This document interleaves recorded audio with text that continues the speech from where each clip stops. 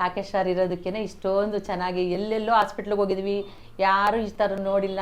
Bag medicine ತೊಗೊಂಡೋದ್ರೆ ಇಷ್ಟೊಂದು medicine ಕೊಟ್ಟವ್ರೆ ಅಂತಾರೆ ಅಕ್ಕಪಕ್ಕದವರು. ಅದೇ ನಮಗೆ ಕಡಿಮೆ ಆಗಿದೆ, ಖುಷಿ ಇದೆ ನಮಗೆ. ಮೆಡಿಷನ್ ನೋಡಿದ್ರೆ ಎಲ್ಲರೂ ನಗ್ತಾರೆ, ಇಷ್ಟೊಂದು ಮೆಡಿಷನ್ ಕೊಡ್ತಾರ ಅಂತ.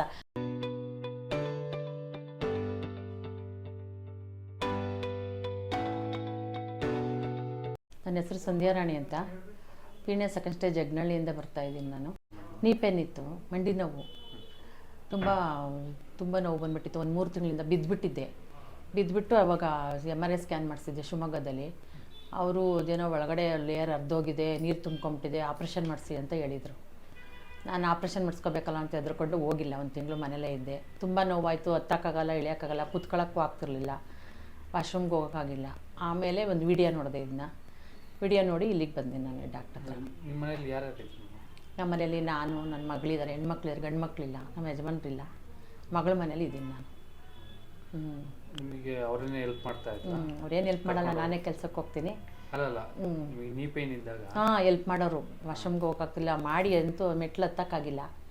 ಆಮೇಲೆ ಒಂದು ಚೇರ್ ತಂದು ಕೊಟ್ಟರು ವಾಶ್ರೂಮ್ಗೆ, ಆಗಲ್ಲ ಅಂದಿದ್ದಕ್ಕೆ ಕೆಳಗಡೆ ಚಕ್ಳ ಬೆಲ್ಲ ಹಾಕೊಂಡು ಕುತ್ಕೊಳಕ್ಕೆ. ಅವರು ಹತ್ತಲೇಬೇಡ್ರಿ ಅಂತೇಳಿ ಡಾಕ್ಟರ್, ಆಪ್ರೇಷನ್ ಮಾಡಿಸ್ಕೊಳ್ರಿ, ಇಲ್ಲ ಹತ್ತಬೇಡ, ಇಳಿಬೇಡ, ಕೆಳಗಡೆ ಕೂರಲೇಬೇಡ, ಹಂಗೆ ಕೂತ್ಕೊಂಡಂಗೆ ಹೊರದೋಗುತ್ತೆ ನಿನಗೆ ಅಂತ ಎದುರಿಸಿದ್ರು. ಇದೆಲ್ಲ ಕೇಳಿ ಭಯ ಆಗಿ ನಾನು ಮನೇಲೇ ಇದ್ದೆ. ಆಪ್ರೇಷನ್ ಮಾಡಿಸ್ಕೊಳ್ಳಿ ಅಂತ ಗೌರ್ಮೆಂಟ್ ಆಸ್ಪತ್ರೆಲಿ ತೋರಿಸಿದ್ದೆ. ಹೇಳಿದರು. ಸರಿ ಬೇಡ ಅಂತ ಮನೆಗೆ ಬಂದು ವಿಡಿಯೋ ನೋಡಿದೆ. ಇದನ್ನು ಇಲ್ಲಿ ನೋಡೋಣ, ಆಪ್ರೇಷನ್ ಇಲ್ದಲೇ ಸರಿ ಮಾಡ್ತಾರೆ ಅಂದ್ರಲ್ಲ ಅಂತ ಇಲ್ಲಿಗೆ ಬಂದೆ ನಾನು ಸೆಪ್ಟೆಂಬರಲ್ಲಿ. ಪೇನ್ ಯಾವಾಗಿಂದ ಸ್ಟಾರ್ಟ್ ಆಗಿತ್ತು? ಒಂದು ತಿಂಗಳು ಮುಂಚೆ, ನನಗೆ ಆಗಸ್ಟಲ್ಲಿ ಸ್ಟಾರ್ಟ್ ಆಯ್ತು. ಬಿದ್ದುಬಿಟ್ಟೆ ನಾನು. ಅಡುಗೆ ಮಾಡೋಕ್ಕೆ ಹೋಗ್ತೀನಿ ನಾನು ಕೆಲಸಕ್ಕೆ ಒಂದು ಹೋಟ್ಲಲ್ಲಿ, ಅಲ್ಲಿ ಜಾರಿ ಬಿದ್ದುಬಿಟ್ಟೆ. ಆವಾಗಿಂದ ಪೇಯ್ನ್ ಜಾಸ್ತಿಯಾಗಿ ನಂಗೆ ನಡೆಯೋಕ್ಕಾಗಿಲ್ಲ. ಮೊದಲೇ ನಾನು ನಡೀತಿದ್ದೆ ನಾನು. ಆಮೇಲೆ ಈ ಥರ ಆಗಿ ಆಸ್ಪತ್ರೆ ಎಲ್ಲ ತೋರಿಸಿ ಸ್ಕ್ಯಾನ್ ಮಾಡಿದೆ, MRI ಸ್ಕ್ಯಾನ್ ಮಾಡಿದೆ. ಆವಾಗ ಈ ಥರ ಹೇಳಿದ್ರು, ಬಿದ್ದಿರೋದ್ರಿಂದ ಲೇಯರ್ ಒಳಗಡೆ ಅರ್ಧೋಗಿದೆ, ಒಳಗಡೆ ನೀರು ತುಂಬ್ಕೊಂಬಿಟ್ಟಿದೆ, ಅದಕ್ಕೆ ನೀವು ಆಪ್ರೇಷನ್ ಮಾಡಿಸ್ಕೋಬೇಕು, ಆಪ್ರೇಷನ್ ಮಾಡಿಸ್ಕೊಳ್ಳೇಬೇಕು ನೀವು ಅಂತ ಹೇಳಿದರು. ನಾನು ಹೆದ್ರುಕೊಂಡು ಆಪ್ರೇಷನ್ ಮಾಡಿಸ್ಬೇಕಲ್ಲ, ದುಡ್ಡು ಇಲ್ಲ ನಮ್ಮ ಹತ್ರ ಅಷ್ಟೊಂದು. ನಾನು ಕೆಲ್ಸಕ್ಕೆ ಹೋದ್ರೇ ಮಾಡೋಕ್ಕಾಗೋದು. ನಮ್ಮಲ್ಲಿ ಯಾರೂ ಇಲ್ಲ, ಗಂಡು ಮಕ್ಕಳು ಇಲ್ಲ, ನಮ್ಮ ಯಜಮಾನ್ರೂ ಇಲ್ಲ, ನಮಗೆ ಹೆಣ್ಮಕ್ಳು ಮನೇಲಿದ್ದೀನಿ ಅಂದ್ಬಿಟ್ಟು ವಾಪಸ್ ಬಂದೆ ನಾನು. ಹಂಗೆ ಅದಾದಮೇಲೆ ಹಂಗೆ ಇದ್ದೆ ನಾನು. ನೋವು ಪಟ್ಕೊಂಡೇ ಇದ್ದು ಸಾಕಾಯಿತು, ನಂಗೆ ಕುತ್ಕೊಳ್ಳೋಕ್ಕಾಗಲ್ಲ, ನೀನು ಅಳಕ್ಕೆ ಸ್ಟಾರ್ಟ್ ಆದೆ. ಆಮೇಲೆ ಹಿಂಗೆ ಯೂಟ್ಯೂಬ್ ನೋಡ್ತಾ ಇರ್ತೀನಿ ನಾನು.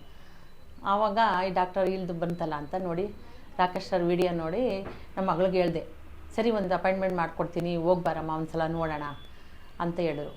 ಫಸ್ಟ್ ಟೈಮ್ಗೆ ಬಂದೆ ನಾನು. ನೀವು ಮೊದಲು ತೋರಿಸಿದ್ರಂದ್ರಲ್ಲ, ಅಲ್ಲಿ ಯಾವ ರೀತಿ ಟ್ರೀಟ್ಮೆಂಟ್ ಕೊಟ್ಟಿದ್ರು? ಅಲ್ಲಿ ಏನು ಕೊಟ್ಟಿಲ್ಲ, ಇಂಜೆಕ್ಷನ್ ಕೊಟ್ಟರು, ಮಾತ್ರೆ ಕೊಟ್ಟರು ಮಾಮೂಲಿ. ಇದನ್ನು ಏನು ಮಾಡೋಕ್ಕಾಗಲ್ಲಮ್ಮ, ಮೂಳೆ ಸೌದೋಗ್ಬಿಟ್ಟಿದೆ, ನೀರು ತುಂಬ್ಕೊಂಬಿಟ್ಟಿದೆ ಬಿದ್ದಿರೋದ್ರಿಂದ. ಅದು ಒಂದು ಪೇಪರ್ ತೋರಿಸಿ ಹೇಳಿದ್ರು, ಇದು ನೋಡಿ ಹಿಂಗೆ ಇರುತ್ತಲ್ಲ, ಅದು ಹಿಂಗೆ ನೀವು ಅಂದಂಗೆ ಹರಿದೋಗುತ್ತೆ, ಅದೇ ಥರ ನಿಮ್ಗೆ ಹರಿದೋಗ್ತಾ ಇದೆ ಒಳಗಡೆ ಲೇಯರು, ಅದು ಮಾಡಿಸ್ಕೊಳ್ಳೇಬೇಕು, ಇನ್ನೊಂದು ತಿಂಗಳು ಟೈಮು, ಅಷ್ಟರೊಳಗೆ ದುಡ್ಡು ಅಡ್ಜಸ್ಟ್ ಮಾಡ್ಕೊಂಬನ್ನಿ ಅಂತ ಹೇಳಿದರು. ನಾನು ಹೋಗಿಲ್ಲ, ಆಪ್ರೇಷನ್ ಅಂದರೆ ಭಯ ಪಟ್ಕೊಂಡು.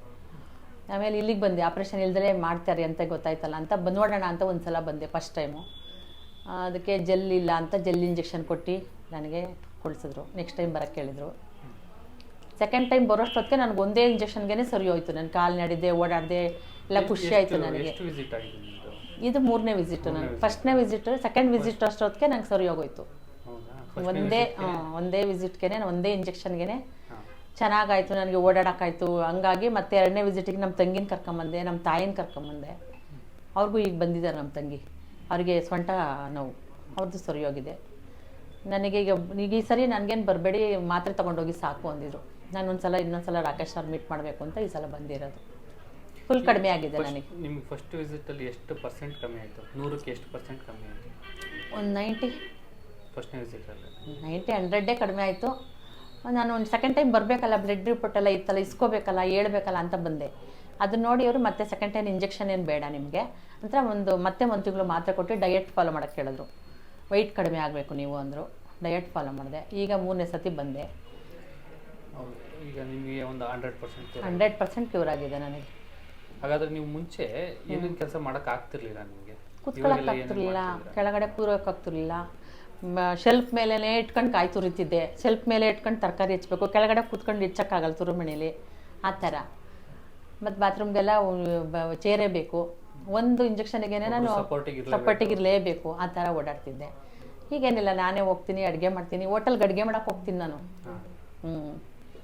ಹಂಗಾಗಿ ಇವಾಗ ತುಂಬ ಖುಷಿಯಾಗಿದೆ. ಎಲ್ಲ ಕೆಲಸ ನಾನೇ ಮಾಡ್ಕೊತೀನಿ, ಏನಿಲ್ಲ. ಅದಕ್ಕೆ ಡಯಟ್ ಫಾಲೋ ಮಾಡೋಕ್ಕೆ ಹೇಳಿದ್ದಾರೆ ಅದೇ ಥರ. ಮತ್ತು ಇವಾಗ ಒಂದು ನಿಂಬೆಹಣ್ಣಿಂದು ಹೇಳಿದ್ದಾರೆ, ಥೈರಾಯ್ಡು ನನಗೆ ಇದೆ, ಅದಕ್ಕೋಸ್ಕರ ಒಂದು ನಿಂಬೆಹಣ್ಣು ಹೇಳಿದ್ದಾರೆ, ಅದಂತೂ ಮಾಡ್ಕೊಂಡು ಕುಡೀರಿ, ಕಡಿಮೆ ಆಗುತ್ತೆ ಅಂತ ಹೇಳಿದ್ದಾರೆ ಟೈರ್ಡ್. ರಾಕೇಶ್ ಸರ್ ಹೇಳಿರೋಂಥ ಡಯಟ್ನ ಫಾಲೋ ಮಾಡ್ತೀನಿ ನಾನು. ಕ್ಲೀನಾಗಿ ಫಾಲೋ ಮಾಡ್ತಾ ಇದ್ದೀನಿ. ನಾನು ಆಸ್ಪತ್ರೆಗೆ ಬರೋಕ್ಕಿಂತ ಮುಂಚೆಯಿಂದನೂ ನೋಡಿದ ತಕ್ಷಣದಿಂದ ನಾನು ಕಾಫಿ ಟೀ ಎಲ್ಲ ಬಿಟ್ಟು ಫಾಲೋ ಮಾಡಿದ್ದೆ. ಇಲ್ಲಿ ಬಂದಮೇಲೆ ವಿಡಿಯೋ ಮಾಡಿದ್ರು ಡಯಟ್ ವಿಡಿಯೋ ನೋಡಿದ ತಕ್ಷಣನೇ ಮಾಡಿದ್ದೆ. ಆಮೇಲೆ ಇಲ್ಲಿಗೆ ಬಂದಮೇಲೆ ಅವ್ರು ಹೇಳಿದ್ದೆಲ್ಲ ಡಯಟ್ ಮಾಡಿದ್ದೀನಿ. ಅದು ಅನ್ನ ಅಕ್ಕಿದೊಂದು ಊಟ ಮಾಡಿಲ್ಲ ಅಷ್ಟೇ, ಅನ್ನ ಮಿಕ್ಕಿರೋ ಡಯಟ್ ಎಲ್ಲ ಮಾಡಿದ್ದೀನಿ. 4 kg ವೆಯ್ಟ್ ಲಾಸ್ ಆಗಿದ್ದೀನಿ. ತುಂಬ ಖುಷಿಯಾಗಿದೆ ನನಗೆ. ಮತ್ತು ನಮ್ಮ ವೀಕ್ಷಕರಿಗೆ ಏನು ಹೇಳೋಕ್ಕೆ ಇಷ್ಟಪಡ್ತೀರಾ? ವೀಕ್ಷಕರಿಗೆ ಏನು ಹೇಳೋಕ್ಕೆ ಇಷ್ಟಪಡ್ತೀನಿ ಅಂದರೆ, ಎಲ್ಲೆಲ್ಲೋ ಹೋಗಿ ದುಡ್ಡು ಖರ್ಚು, ನಾನು ತುಂಬ ಒಂದು ತಿಂಗಳಿಗೆ 15,000 ರೂಪಾಯಿ ಖರ್ಚು ಮಾಡಿದೆ. 5 ಡಾಕ್ಟ್ರನ್ನ ಚೇಂಜ್ ಮಾಡಿದೆ. ಇಂಜೆಕ್ಷನ್ ಕೊಟ್ಟರು ಮಾತ್ರ ಕೊಡ್ತಾರೆ, ಕಳಿಸ್ತಾರೆ.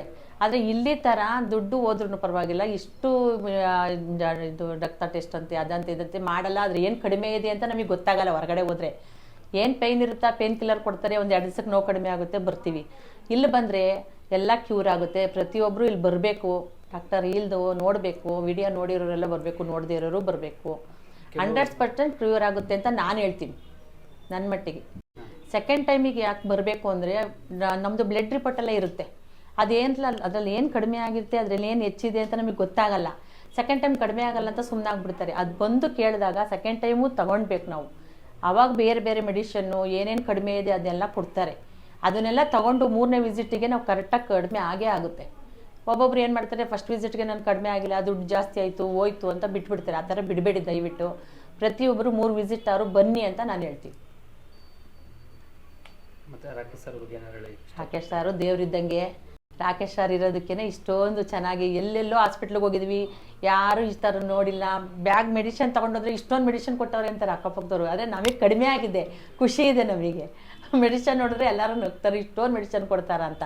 ಆ ಟಾನಿಕ್ ಇರೋದ್ರಿಂದ ಬ್ಯಾಗ್ ತುಂಬ ಹೋಗುತ್ತಷ್ಟೇ, ಮೆಡಿಷನ್ ಕಡಿಮೆನೇ ಕೊಡ್ತಾರೆ ಅವ್ರು. ಮಾತ್ರೆ ಆ ಡೈಲಿ ಕುಡಿಯೋ ಟಾನಿಕ್ಕಿಂದ ಬ್ಯಾಗ್ ಆಗುತ್ತಷ್ಟೇ. ಆದರೆ ಅದನ್ನು ತೊಗೊಂಡಿರೋದಕ್ಕೆ ನಾನು ಚೆನ್ನಾಗಿದ್ದೀನಿ. ಇವಾಗ ಓಡಾಡ್ತೀನಿ, ಕೆಲಸ ಮಾಡ್ತೀನಿ, ತುಂಬ ಚೆನ್ನಾಗಿದ್ದೀನಿ ಸರ್. ರಾಕೇಶ್ ಅವರು ದೇವರಿದ್ದಂಗೆ. ಅವರಿಂದನೇ ಇಷ್ಟೊಂದೆಲ್ಲ ಗೊತ್ತಾಗಿದೆ. ಎಲ್ಲೂ ಇಲ್ಲ ಇದು ಈ ಥರ. ಎಲ್ಲೆಲ್ಲಿಂದ ಬಂದಿದ್ದಾರೆ, ಶಿವಮೊಗ್ಗ, ಗದಗಿಂದ ಬಂದಿದ್ದಾರೆ. ನಾವು ಇದೇ ಊರಲ್ಲಿದ್ದು ನಮಗೆ ಗೊತ್ತಿಲ್ಲ, ವಿಡಿಯೋ ನೋಡಿದ್ದಕ್ಕೆ ಗೊತ್ತಾಯಿತು. ತುಂಬ ಥ್ಯಾಂಕ್ಸ್ ಹೇಳ್ಬೇಕು ರಾಕೇಶ್ ಸರ್ಗೆ ನಾನು.